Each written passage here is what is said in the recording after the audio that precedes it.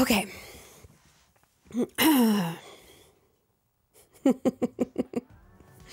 Let's smell the roses for a minute.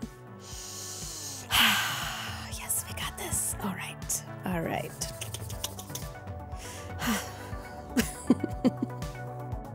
Welcome to Empowered Now. I'm your host, Colette Kati. Join me as we talk all things to uplift, encourage, teach, inspire, and empower you to see your best self, to live your best life, and to thrive wherever you are. Hi guys, how are you? I'm so glad you're here. I have so many feelings and thoughts today. I feel like I'm like bouncing, I'm buzzing. I haven't had any caffeine today either. I just feel this energy of excitement for being here finally. It's such a cool thing. And I know I'm several episodes in, but every time I sit down, I'm like, whoa, I'm doing it. Here I am. I'm like doing it. I'm finally doing it. Feels so good. Today is a really special episode for me because I went through and watched an old video of mine that is it's had it's got like over 4 million views. It's really important to me. I've had so many people approach me about it. And that's the video, Letting a Dream Die. I posted it about 6 years ago in September. So is it 7 years? I can't do math. It's been a long time. And I get approached about it all the time. I have clients talk to me about it all the time. Like, it really resonated with me and I really want to explore more about what that means. So I wanted to dissect it. The video often gets misunderstood. So I'm excited, to say the least, to talk about it more with you today. All right. So in the video, Letting a Dream Die, I was coming back from, Shay and I had taken a hiatus from YouTube. We were struggling. He had made some choices that were not stellar. And so that's where I was coming from.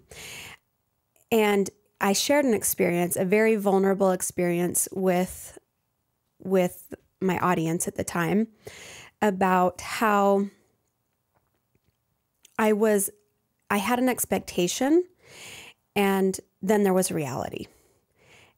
And when I was still holding on to the expectation and reality was something different than what my expectation and my dream, putting air quotes around dream. Oh, bye pen. My pen just rolled off the table. What does it mean? Sorry.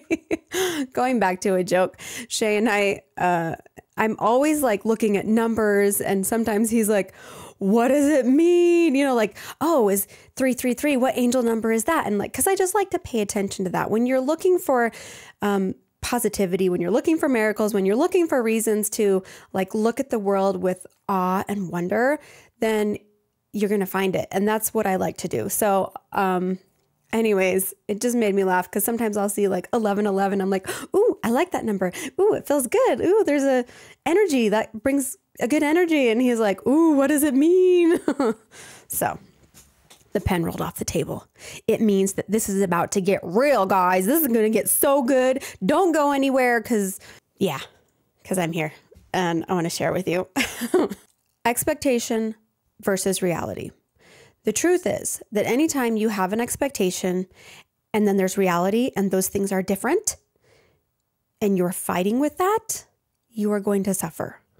If you think it should be this way and life is telling you, nope, it's actually this way, like this is actually happening, you're going to suffer.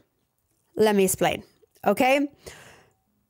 When we allow ourselves to drop the expectation and accept reality, then we are free to choose. We are free to make choices towards what we want to create in our lives. So, and I hear what some of you are saying, like, if I drop my expectation, then that means I'm allowing things that are not okay, which that's not what I'm saying. I'm not saying that you allow life to walk all over you, that you become a victim, and that you just, oh, I accept life the way it is, so I guess this is how it is. Like, that's not what I'm saying. It's not a resignation. It's not a silent resignation to let life be what it is.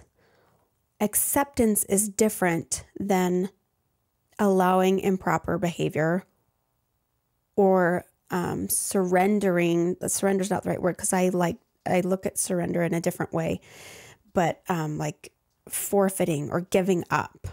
That's not what acceptance is. Acceptance is, this is reality, and I'm in reality. I am now matching my brain with reality. And ironically, only when we can do that can we make choices that are aligned to our life. Because if I'm over here and I have this expectation and I'm not okay with reality, I might have a lot of different coping mechanisms to handle that, right? I might put on a pink cloud of denial and say, oh, it's okay. I'm fine. Which, how many of you do that? I did it for the longest time. And just, I have this certain expectation of myself or other people or my life. And so I'm just going to pretend like everything's fine. I'm just going to act like it's fine, right? No, it's not fine. And it's okay that it's not fine. That's what I'm saying. This acceptance of, okay, this is actually what reality is. I'm actually not fine. I'm actually feeling terrible right now. And I'm going to be with that. I can handle terrible. But what happens when you fight with reality is sometimes we think, okay, there's this expectation or there's this, fear of allowing a reality to be as it is. So we're fighting with it now, and we create these coping mechanisms. And I don't want to feel it. So I'm now going to do whatever I have to do to not feel it.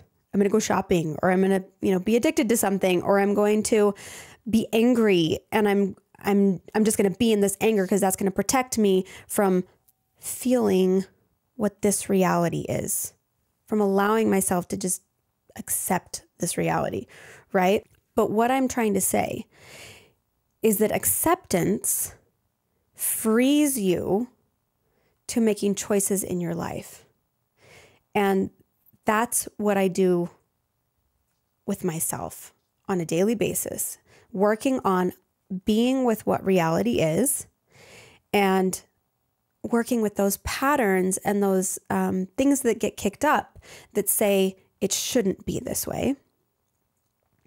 Because as I've done that in my own life, and I've helped clients through that, it frees you to, what are the possibilities in reality?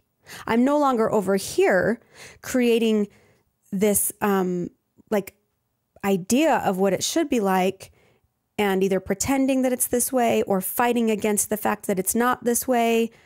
I'm now in reality. And reality is actually a lot easier to handle than we think it is. It's not reality that is as hard to handle as fighting against reality is. And I don't want you to just take my word for it. I want you to try it out. I know I'm going to get comments from, I can see them right now. But there's a really, really, really great book that illustrates this idea of accepting reality. It's called Loving What Is by Byron Katie.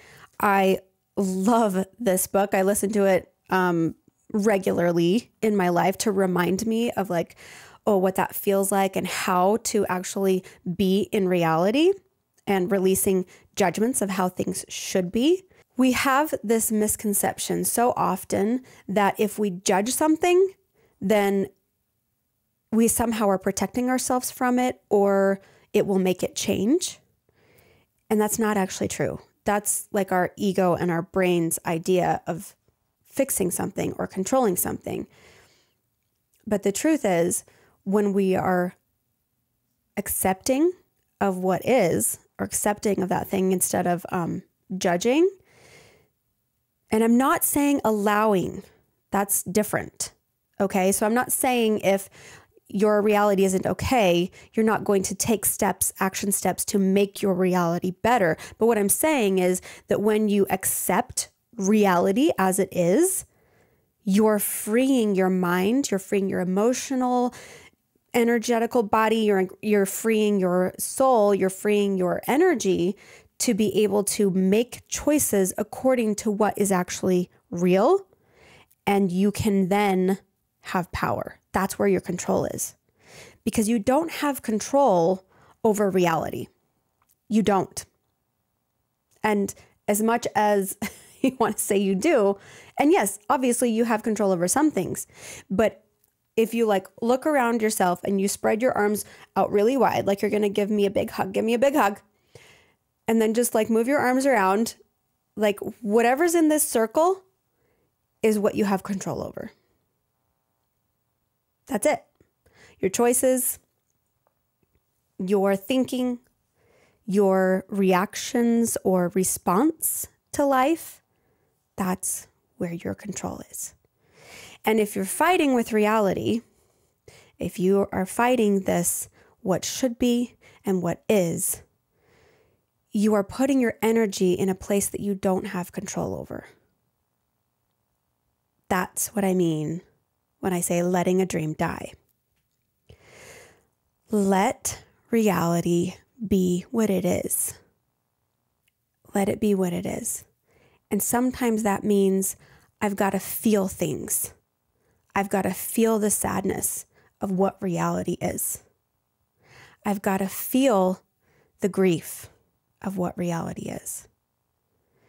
And I promise you that feeling is so much easier than resisting the feelings. And our brain doesn't believe that.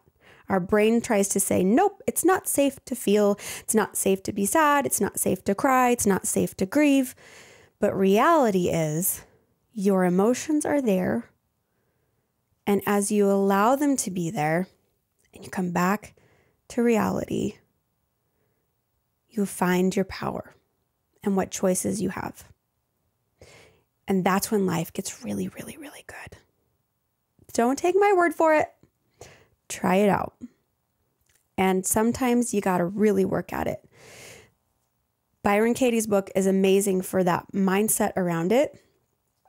I work with clients all the time around, mentally going through acceptance, emotionally going through acceptance, somatic work, going through the body, noticing what's coming up in the body. So often we think, oh my gosh, I don't want to feel that. It feels painful. But the reality is, as painful as emotions are to feel, they don't last very long. And they're painful when we resist them in our minds, when we tell ourselves a story about the pain. That's a whole nother episode.